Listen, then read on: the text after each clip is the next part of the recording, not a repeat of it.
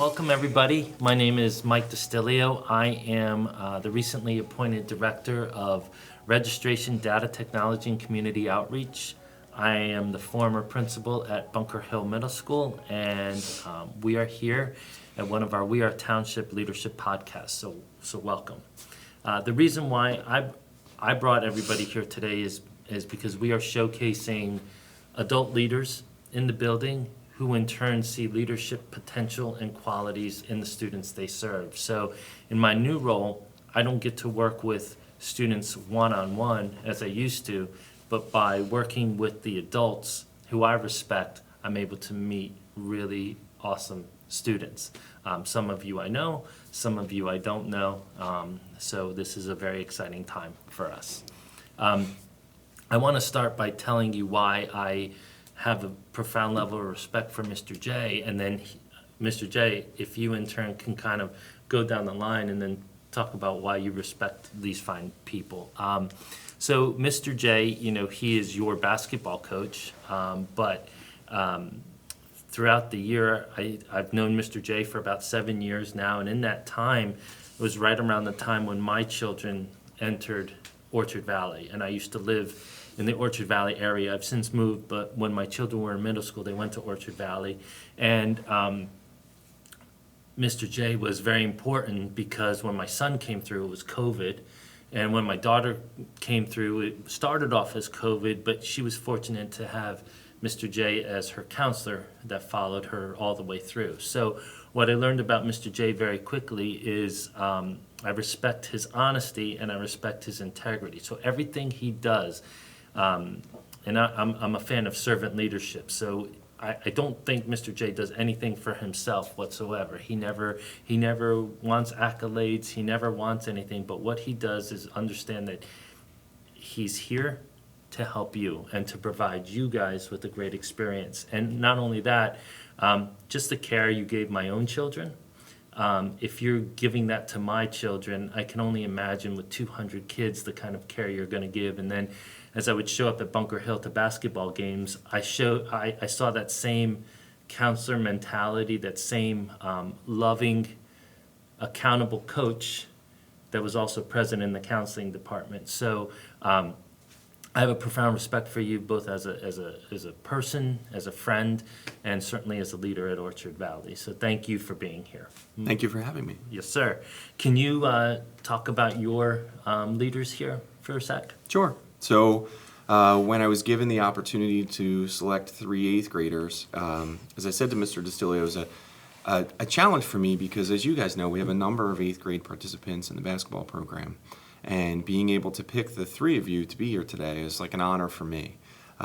In getting to know Cora and Alivia for the past 2 seasons, and Maddie last year as a player for us as 7th graders, you each have qualities that to me make you stand out, not only on the court during games and in practice, but also in our school. I think for you guys, the unique thing about what you do is, for me, not only are you leaders in our basketball program, but I know that you are social and academic and character leaders in our school too. I think each one of you demonstrate a level of engaged learning as a basketball player, where when we're running drills, I'm demoing skills and things like that. Even if it's something that you've done thousands of times, you give me your full attention. And I know even as 7th grade leaders last year, your teammates watch that and they follow your lead. And as a coach, I always appreciate that. And I know that that's something that you probably bring to the classroom too. In addition, each of you guys is such a hard worker and a reflective hard worker. And what I mean by that, and as a coach, it's such a great thing to have reflective hard workers. When I give you feedback, you listen. When we have a game or a practice and I ask you, how did that go for you? Or what do you think we did well? Like you guys know, after we have games, the very next practice, we sit in a circle on the floor and everybody has a chance to share. What's something you're proud of that we did? What's something you think we could do better next time? And you all engage in that and you're participants. And then obviously, from a play perspective, each one of you plays at a high level. And from that part of who you are as a Panther and a basketball player, you're a role model to other kids. You are always someone who's, each of you, you're always looking to improve. And when the game starts, from a gameplay perspective, each one of you gives everything you have when we play. And I admire that about each one of you guys. Thank you, Mr. J. Yep.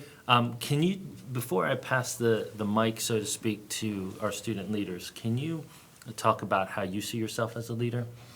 Sure. I think there's different ways to be a leader. I don't think there's one way of like, this person's a leader because they do this. In the way that I look to lead, I look to support in leadership. Whether I'm leading at my house as a parent, I'm leading here as a school counselor, or leading in the activities, whether it's as a basketball coach or in indoor soccer or as 8th grade co-class advisor. To me, I look at myself as like a supportive, collaborative leader. I am not someone who is gonna, very quickly stand in front of a whole bunch of people and say, here's what we have to do and here's why, and my ideas are the best and here's why. I want to hear from the people that I work with. I want to hear people's ideas and collaborate and figure out a best way to go forward. I feel like, and you guys can tell me if you disagree, I feel like as a coach, that's how I coach too. Yeah. I want your feedback. I want to know what's working for you. What do you think is working for our team? I'm not the type of coach who stands in front of everybody and says, we're going to do it this way because we've been doing it this way for 4 or 5 years and this is the way we're going to keep doing it. I always want to know from them. And, in my role as a school counselor, I'm really similar. From your work as a principal, the role of a school counselor varies sometimes from class period to class period. I always look at it like we're here to listen, to support, and educate. And there are times where, a school counselor does need to lead, whether from an advocacy perspective to be the voice of students, or we bring a unique perspective to all conversations about leadership in schools. Excellent, thank you. Yep. All right, so Madalynn, we're going to start with you because you're sitting right in front of me. So I think your other friends kind of sat over here, but here you go. So I want to ask how, Mr. J talked about how he sees himself a leader. Before we get into the pre-planned questions, how do you see yourself as a leader? Okay, even if no one's watching me, I still try to do something good for other people. Like even if I know I won't get a reward out of it, I still try to do it. Why do you do it? Because it makes other people happy. Very good. Olivia, can you share what makes you a leader? I see myself as a leader by helping others, and in sports, if they're not having a good game, I try to tell them that it's good and that just keep on working, and I like helping others, when if they do something, I try to help them so they could figure it out. Awesome, thank you. Coraleena. Yeah, I agree with Olivia. When I describe myself as a leader because I'm able to help people and make sure that they're confident in what they're doing, so that way they don't feel bad about themselves and stuff, and it makes me feel good too, knowing that I'm making other people happy.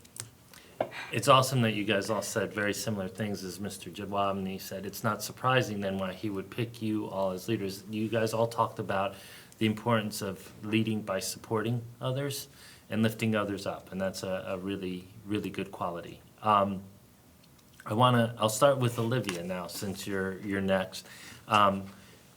One of the things at Bunker Hill that I tried to do with Dr. Maselli, who's now in the high school, and Miss Egazy, who's the new principal, she was our assistant principal last year, is understanding the importance of culture at a middle school, the importance of good decision-making, because sometimes in a middle school,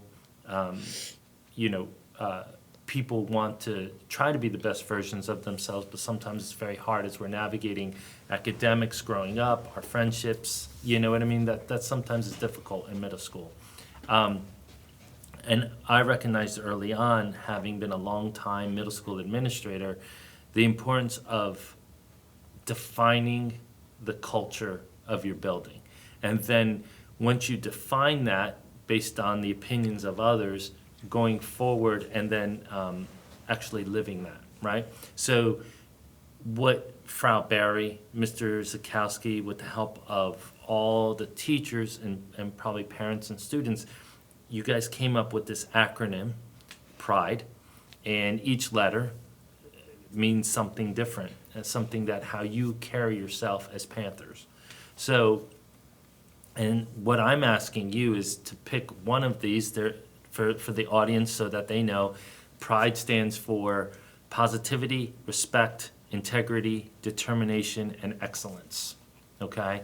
And each person has a definition of what each of those words means to them. So, Alivia, I'm asking you, as an Orchard Valley Panther, pick one of those and tell me how you embody that and carry that out both in the school and outside the school. I think determination, Okay? because like when I'm doing something, like I always like try my best, and like in like sports and stuff, I always like, even if we're losing, like I never give up, and I always try to like keep everyone happy and stuff. Very good. Very good. I would choose respect, because I feel like without respect you don't really have anything, because you have to like respect people to earn their trust and stuff and to have friendships with them. So I respect other people so that way they respect me, and outside, like not just in sports but outside of school, like I have to respect my family members and they like tell me to do stuff, or else they wouldn't like do stuff for me. Very good. I think Wow. integrity, because I feel like if you're like only doing something for like a reward or like an outcome, it like doesn't really mean anything. Like if you're just doing something because you get something out of it, and you're like, I don't know, I feel like you have to think about helping other people to like make it mean something. That's awesome. Gonna put Mr. J on the spot. By the way, that was really nice. Yeah. Great job. Yeah. I would say for me, all five are things that obviously we look to incorporate, but probably respect would be at the top of mine. I remind myself every day that every human being in our building, grown-ups and kids, is looking to make the best of the situation every day. And each of us comes in, sometimes we're ready to go and we're at our best that morning. Other times we're facing different challenges and we need support. We need somebody to recognize that we may not be at 100% that day. Mm-hmm. And how do we work toward making the best of what a situation is? And, I also, from a school perspective, look to be respectful to every individual I encounter, look to be positive and friendly. And I think that just makes, it's like a small thing that each one of us can do to make our school a better place.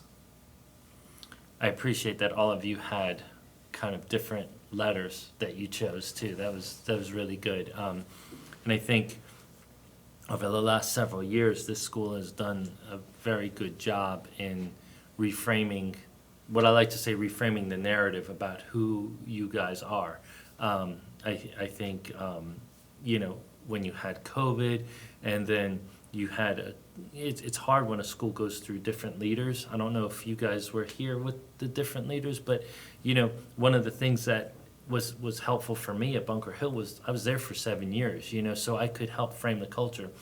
I believe you've been here way longer than I was at Bunker Hill, right? And so Mr. J is able to help shape the culture, and now with Frau Barry and Mr. Z here, take it kind of to the next level. So I appreciate the fact that you guys make an effort to not only be a Panther here, but on a Panther at your basketball court, Panther at home. It's just really impressive. And one of the things that I also think, and I'd like to have more of a conversation with this when we talk about ethical leadership, and we talked off camera about some of the qualities about ethical leadership, and for the audience we talked about accountability, courage, character, integrity, empathy, resilience, and self-awareness. And this is very important because in a time when we're looking at, and I know we talked a little bit about this off camera too, when we're looking at people to follow after, we need to make sure that they have ethics, because in today's world, maybe not so much when we were younger, but in today's world, everybody's watching. Everybody's watching your successes. Everybody's watching your failures, your missteps. And the only thing people really have is their ethical core, the basic understanding of right and wrong and how to help other people out. Like, I have one of the celebrities that I follow is Denzel Washington. Do you guys know who that is? He's an old guy. He's 60-something years old. He's a really good actor, all right? I appreciate that it makes me and Mr. J feel incredibly old because, in my opinion, Denzel Washington is by far the coolest man in America, okay? So, but he has this book, and he has this statement in this book. He said, success is not about what you've accomplished. He talks about what you have done with those accomplished, who you've lifted up, who you made better. Clearly, you all are great basketball players. Clearly, you all are great athletes, great people, and that's all well and good. And I assume you wouldn't be the leaders you are. I assume you have great academics too, right? I mean, chances are, if you do all that, you have all that. And you guys are committed to lifting others up around you to make the other people shine, and you're shining just by doing what you do. But when we talked about ethical leadership, I'm wondering how you see yourself. Like, of the things we gave you, what do you think are the most important ones? And I'm not going to go down the line. I'm going to start with Coraleena right now because she's at the end. So which one of those qualities of ethical leadership do you think is most important? I think the most important ethical leaderships is probably self-awareness, because you need to be like aware of how you're treating people and how you're like behaving and stuff, and if you're not aware, then you might go down like the wrong path. And yeah. Very good. And just to piggyback on that, middle school's tough for that because you could get lumped into a group text where people, you like them as people, but then they get behind the text and then they sing some really nasty stuff at people, and you have to decide, what do I do, right? Yeah. I have to get out of this because of the values my family talked about, or, I have to, call them out on it. That's a hard thing to do in middle school. Alivia. I think courage, because I think like you should like have courage to like do things and like believe in yourself and like try not to like give up and like always like just like keep on going. Can you give an example that how you showed courage, whether it's basketball or whatever? In basketball, like if we're ever losing, like I know Mr. J helps us like try to like stay positive and like not get mad at each other and just like keep on going. Excellent. All right, So for me, I'm saying accountability, because I feel like you have to like be accountable for like things you do. Like if you don't maybe do your homework, you can't just like tell yourself like it's okay you didn't do it. Like you have to be accountable. Like you did something you should have done. Like it's not just for yourself, it's like for other people around you. Very good. Excellent. Mr. Jedwabny? To me, when I looked at the list, the one that stood out to me is resilience. I think resilience is such an important quality as a human being. I've looked through, for me, this conversation, I'm looking through a sports lens the whole time.